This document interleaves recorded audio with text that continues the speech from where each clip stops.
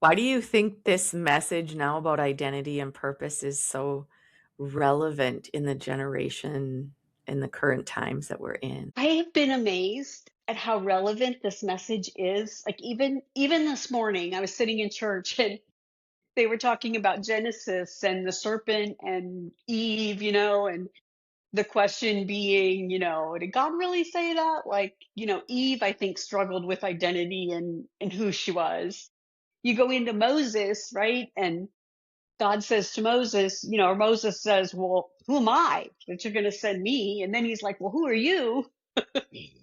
And God's like, I am. And so I think this identity that we is a timeless topic, but today I think it is a tool that Satan is really using on our young people.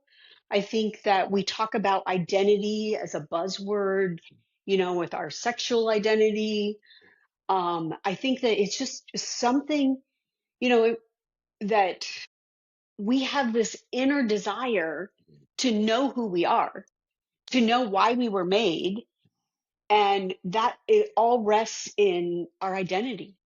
And so if Satan can get us to question it or to judge wrongly that our identity is based in something other than our creator, he has a foothold and we become ineffective. Like, I mean, your podcast, is Single Truth, and you talk to I know a lot of single women listen, and I think, our churches sometimes have over the years made single women feel like they were different or they had a different role or purpose than a married person.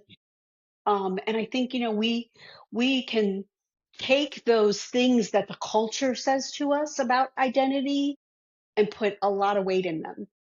And just as I did in the era that I grew up in, where everybody was pushing women to have careers and jobs, and that was the most important thing, that